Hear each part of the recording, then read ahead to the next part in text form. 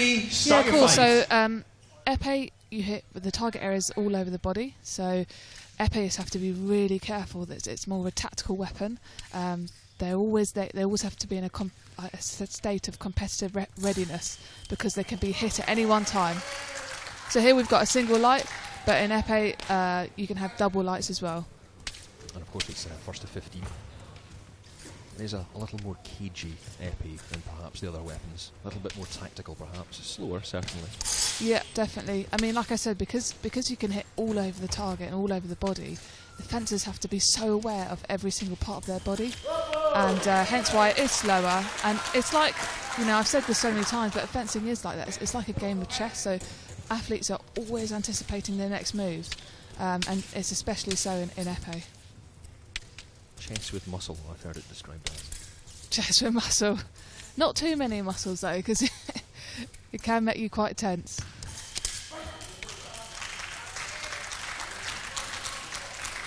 Well, Marc Burkhalter has already gone into a 3-1 lead here. Yeah, and remember, you know, épées have to hit each other within 1/25th of a second. There's a strike on the foot, and you were saying earlier on that's a very difficult move to pull off. It is difficult because, you know, especially when you're lunging, you're doing a deep lunge to foot, you're exposing so much of your target area, your back and even your mask, your head. So it's very, very difficult. And, you know, it's like in any weapon in fencing, you don't want to telegraph your move, so you have to catch your opponent off guard and really surprise them. So, yeah, it is a difficult hit. You've got a lovely, beautiful hit there to flick it to wrist there to make it 3-3.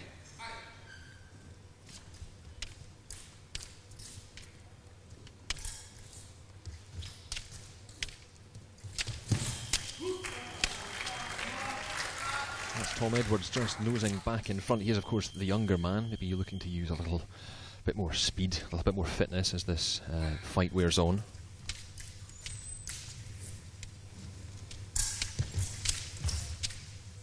Yeah, and in épée and not just épée, but in all weapons, all three weapons, footwork is so important when thinking about controlling the bout. You want to stay kind of far enough away to prevent yourself from getting hit, but also close enough for you to score your own hit when the timing's right. And that's a beautiful. Oh no, he might have just gone under the bib there and hit his neck, but he seems to be okay. I suppose that's one of the dangers of the sport, isn't it? I mean, so much protection they're wearing, obviously, but these things can happen because of the size of the blade. These things can happen, but I must say it is rare because I actually read recently that fencing is one of the safest of sports, and you know, because now we have Kevlar kit. You know, the stuff is really durable, and you can't really pierce. Well, you can't pierce the kit, but every so often a point might just slip under the bib, but it's rare.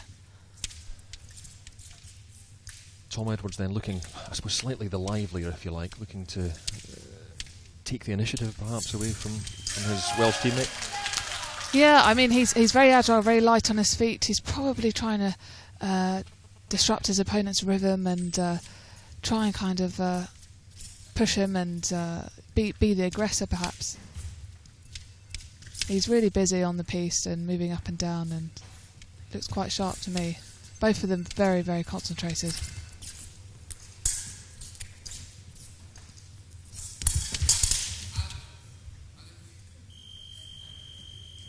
No hit there, they come together, but there's no hit, no light.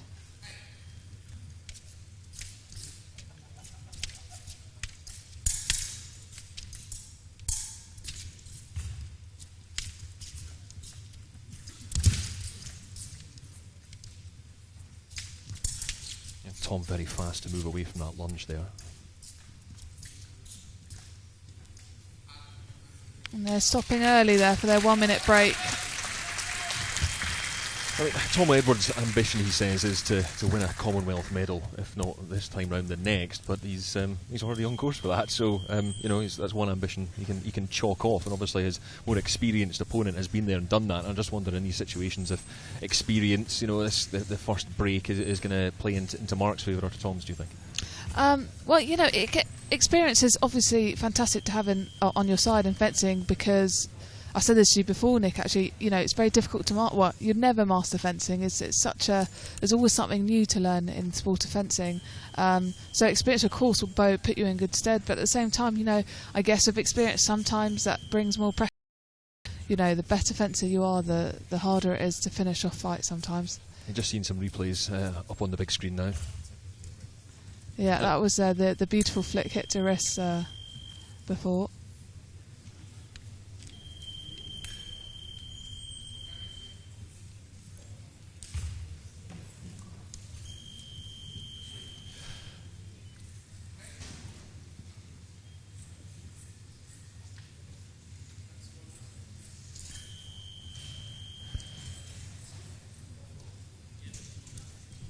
Just a small technical problem with one of the scoreboards. I suppose that's one of the problems with fencing, is that so much of it is dependent on the technology as well. Yeah, I mean, there's lots of electrics and lots of things that can go wrong because of that. But thank God we do have electrics nowadays, because fencing's so fast that you need that. You can't judge it by the naked eye. You need a referee. We need the electrics to record all the hits. Really lovely single light there, just jumping in on his preparation.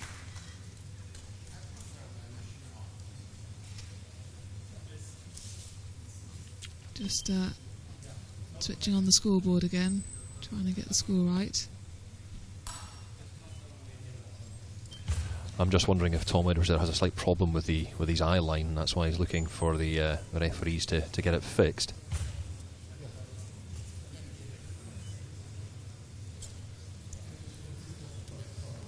Yeah, well, they're just going to go ahead and continue the fight. Well, they've turned both scoreboards off now, so we just have one in the centre of the piece, so it's an even playing field, if you like, for both men.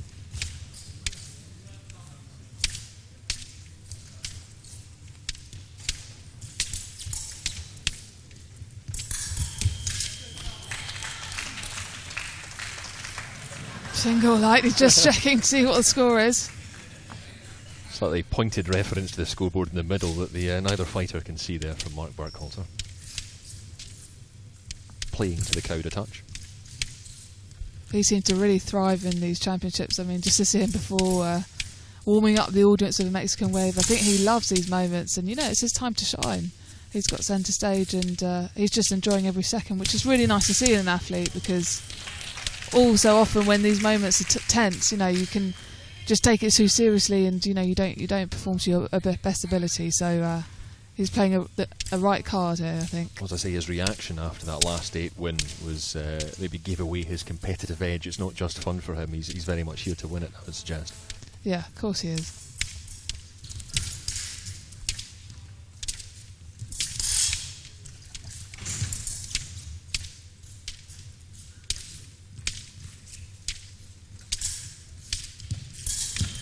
Oh, lovely parry posse there, just taking the blade and hitting him right on the side of his chest. A really lovely hit. Total control.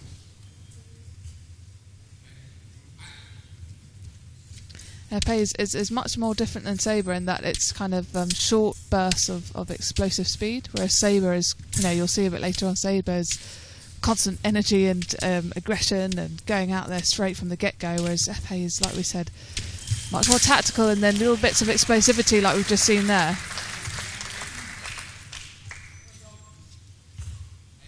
Must take a particularly different mindset then to fight each weapon, knowing the differences, particularly as say between Epee and Sabre. Oh, definitely. It's not just mindset, but in the technicalities of it all.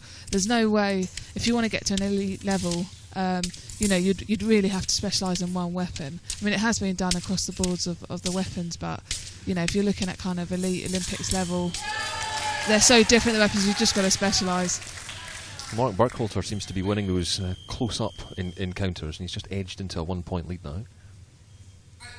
Just over a minute left in the second period.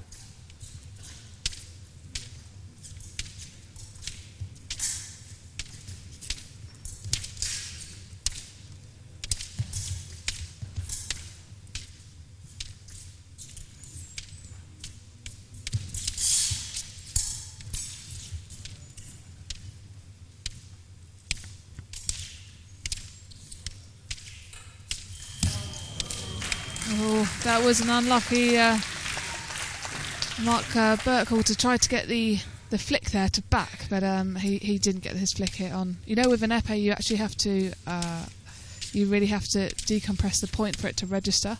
So you have to hit with 750 grams pressure. The actual épée weapon weighs 770 grams, Nick. So I don't know if you can visualise holding almost like a kilo. You know, non-stop for 3 times 3 minutes is quite a long time. But you know, fencers get used to it.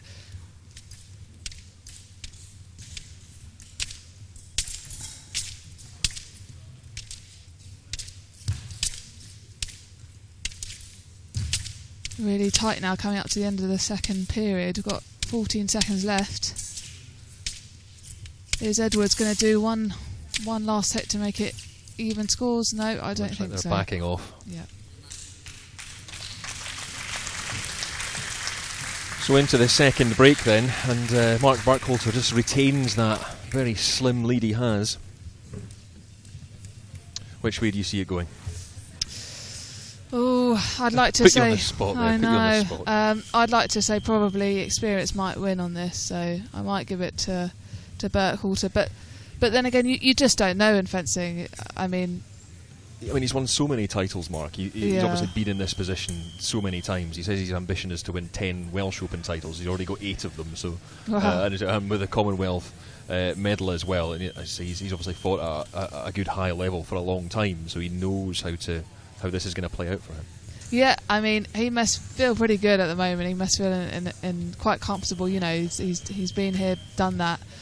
So yes, he has that experience, and you know, he probably knows how it's going to play now for the end of the tournament. So he's certainly got the upper hand, and he definitely looks relaxed. So we'll just have to wait and see. But you know, in Epee, I think both opponents is good that they're keeping the score tight, because Epee, you know, if your opponent runs away from you, it's very, very difficult, because you get those double hits. It's very, very difficult to win the fight if you're at a major deficit. So it's going to make for an exciting match. The fact that the scores are close is great for spectators anyway. I don't know about the fencers, but I'm astonished at how relaxed Mark is. He's strolling about and taking it all in his stride. Tom looks a little more anxious. He's talking to his coach a lot more and trying to get an idea of how he, you know, gets back into this fight.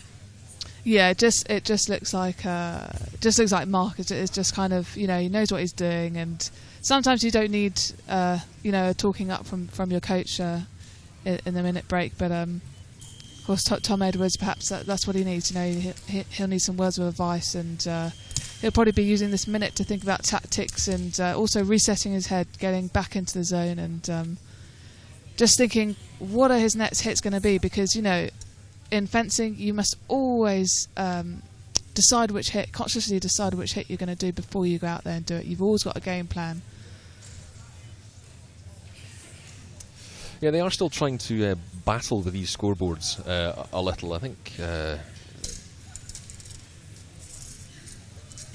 Yeah, it seems to be a little longer than a minute break. Probably the fencers are quite enjoying the additional time, just have a quick swig of water and reset. Yeah. Marc Burkhalter there. I mean, see, talk a little bit more about. He started when he was 11 years old as something to do as an after-school activity. I suspect that's the way a lot of people start fencing, isn't it? Yeah, I mean, Nick, I started at the age of 10 after school at an after-school club as well. So I think, you know, that's probably how a lot of fencers start nowadays. Fencing is coming out into the masses. I do a lot of fencing with my Go Fence kit, which is plastic swords. So it's really great. I bring it out to it's like doorstep sport to a lot of young people who would never have the opportunity to fence out in their schools or whatever. So yeah, but a lot of our fencers, especially of our generation, did start after school clubs. Yeah, I mean, and Tom as well, as we mentioned, he's still a fairly young guy, but he's competed at all junior internationals for 3 seasons, ranked as high as 12th in Great Britain men's Epee ranking. He's junior Commonwealth athlete. You know, he's, in terms of competitive fencing, as much as he can do at that level, you know, and now it's almost like he's making the next step up to the seniors, isn't it? Yeah, definitely, and you know, good for him. This is such a fantastic stage to take the stage, and because there is, to be quite frank, it is a bit more relaxed here, and you know, this really is his opportunity to push himself out of his comfort zone and go for something that, you know, is just going to be fantastic for him. He'll always remember the souvenir of fencing on this stage, and you know, what a great stage to do it on. Right, new scoreboard in the middle. The final period is underway.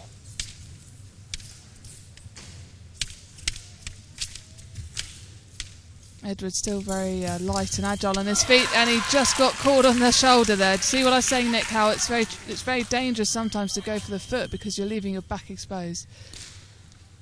And he's clearly frustrated with himself for that. Knew he got caught out.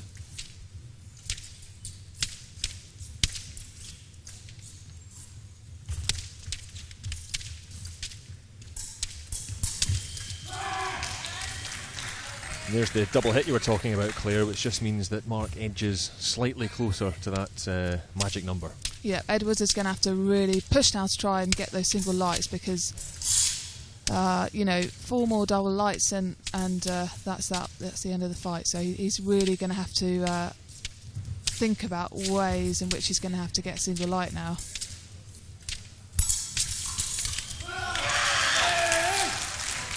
I suspect that was quite an important hit in the fight. They're just checking his point, see if it's registering. And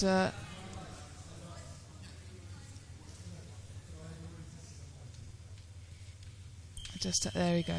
It's only, yeah, because his point didn't register because there was another point that was on to the right. It was the right hit, the right opponent's point, so it didn't register when the referee touched his point, but all's good now.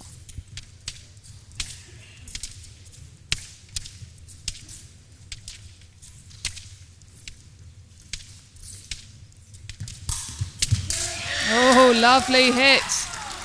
And that's crucial, I'd say, to the end of this fight. Yeah, first real bit of emotion from Burkhalter there. Fist pumping as he realised that takes him that little bit closer. Yeah, he's really going to have to stay with it now and ready and just, you know, if he can get one more double light, then he'll feel a lot more comfortable. But they all say, you know, that the last hit is the hardest hit to get in fencing. There we go, good double light there.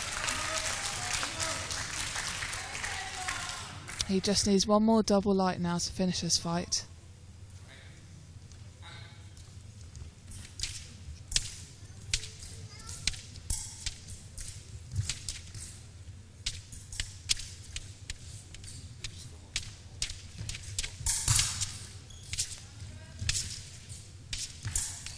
Now putting pressure on Edwards. Is he going to go? He's got it! And that's it, double hit. Marc Burkhalter is through to the final. 15-11, defeating his countryman.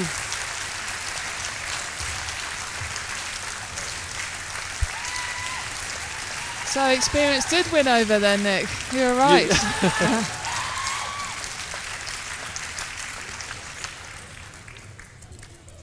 Tom Edwards looking frustrated there. But it's a very good performance from him, you know, getting to this stage of a Commonwealth Fencing Championships when that was his ambition. You know, he's going to come away from this thinking, you know what, this has been a pretty good tournament for me. Yeah, of course. You know, he's probably frustrated now because, you know, when you've reached your goal, you just want to go that one step further. You know, that's just your mindset of being an athlete. You just always want to be the best. But, you know, he's going to go home tonight, reflect on what he's achieved today, and he's probably going to feel pretty good about himself. Yeah, but it was those 2 or 3 very early hits, you know, at the very start of the fight where Marc just made that gap and maintained it. It was a far faster start for Burkhalter than it was for Tom Edwards. Yeah, he was always ahead, you know, 1 or 2 hits ahead and, you know, just inching his way to victory. And in fact, you know, in the last period, that's where he really closed the gap and Edwards was nowhere near him. You know, Marc really did well to finish off the fight and make sure he won. Dudley Treasure of England and John Downs of Australia. No messing about then, here we go with the second semi-final, and it's John Downs of Australia and Dudley Treasure of England. And Treasure is a man you've been... Match point on your screens now. Marc Burkhalter. That's the winning strike.